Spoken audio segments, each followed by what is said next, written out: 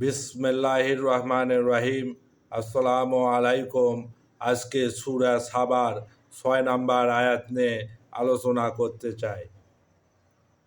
যারা জ্ঞানপ্রাপ্ত তারা আপনার পালনকর্তার নিকট থেকে অবতীর্ণ এই কোরআনকে সত্য জ্ঞান করে এবং মানুষকে মানুষকে পরাক্রমশালী প্রশংসার্য আল্লাহর পথ প্রদর্শন করে। এই আয়াতে আল্লাহ তাআলা কোরআনের যে অলৌকিক মজেজা কথা তিনি উল্লেখ করেছেন। যারা এটা আসলে তারাই বুঝতে পারে বা তাদেরই উপকার লাগে, বা তারাই এটার থেকে পথপ্রাপ্ত বা সিরাতাল মুস্তাকিম সরল সঠিক পথ প্রাপ্ত হয়। তারাই যারা জ্ঞানপ্রাপ্ত আর কি। জ্ঞানপ্রাপ্ত বলতে এখানে আল্লাহ তাআলা বুঝিয়েছেন যে আল্লাহর পথে যারা জ্ঞানী, আল্লাহকে যারা চিনেছে, আল্লাহকে যারা মনে প্রাণে বিশ্বাস করে এবং আল্লাহর যে নাজ নিয়ামত সৃষ্টি এবং তার সৃষ্টিকুল থেকে জ্ঞান গবেষণা করে জ্ঞান খাটিয়ে বুঝতে পারে যে আল্লাহ তাআলা অবশ্যই আছে এবং আল্লাহর কিতাব এটা আসমান থেকে অবতীর্ণ হয়েছে জিবরাইল আলাইহিস সালামের মাধ্যমে আমাদের শেষ নবী হযরত মুহাম্মদ মুস্তাফা সাল্লাল্লাহু আলাইহি সাল্লামের ওপর। তারাই আসলে জ্ঞানপ্রাপ্ত আসলে পৃথিবীতে বিভিন্ন বিষয়ের ওপর বিভিন্ন জ্ঞানী ব্যক্তি রয়েছে। আল্লাহ তাদের কথা বলেন নাই এখানে। যারা ইসলামকে সঠিকভাবে বুঝেছে এবং বুকে ধারণ করেছে এবং সেভাবে তারা জীবন পরিচালনা করছে, তাদেরকেই আসলে আল্লাহ তাআলা এখানে জ্ঞানপ্রাপ্ত বলেছেন। তারাই জ্ঞানপ্রাপ্ত। যারা আপনার পালনকর্তার নিকট থেকে অবতীর্ণ হওয়া এই কোরআনকে সত্য বলে বিশ্বাস করেছে, তারাই আসলে এখানে জ্ঞানপ্রাপ্ত। তাই আল্লাহর এই কোরআনকে যারা বোঝে নেই তারা আসলে অন্ধকারেই নিপীড়িত রয়েছে। তারা এই জাগতিক বিষয় নিয়ে ব্যস্ত থাকলেও বা এখানে অনেক জ্ঞান অর্জন করলেও আসলে পরলৌকিক জীবন নিয়ে তাদের কোনো জ্ঞান বা অভিজ্ঞতা নেই। এই কারণেই তারা কোরআনকে বিশ্বাস করে না। তাই আল্লাহ তাআলা যারা ওই ইহলৌকিক এবং পরলৌকিক উভয় জ্ঞানী এবং তাদেরকেই জ্ঞানপ্রাপ্ত বলে উল্লেখ করেছেন। আল্লাহ তাআলা বলেছেন যে এই প্রকার মানুষই বা এই প্রকার জ্ঞানপ্রাপ্ত মানুষই তার আল্লাহর কাছ থেকে যে অবতীর্ণ কোরআনুল কারীম এসেছে তাকে সত্য বলে বিশ্বাস করে নিয়েছে এবং এটা মানুষকে পরাক্রমশালী ও প্রশংসার্য আল্লাহর পথ প্রদর্শন করে।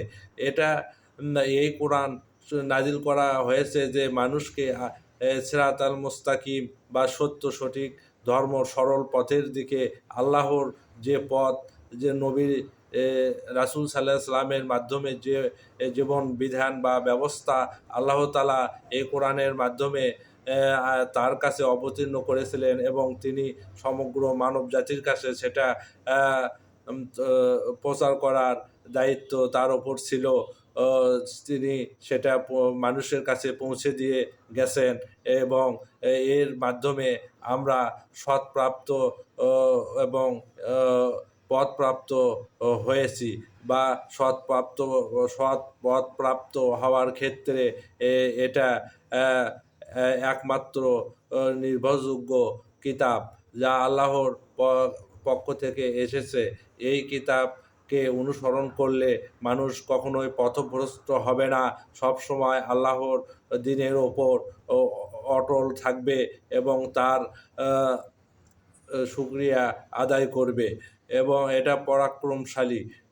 আল্লাহর তাআলা এতই পরাক্রমশালী যে তার ওপর কোনো কিছুই ক্ষমতাশালী কখনোই ছিল না, থাকবে না এবং হতেও পারবে না।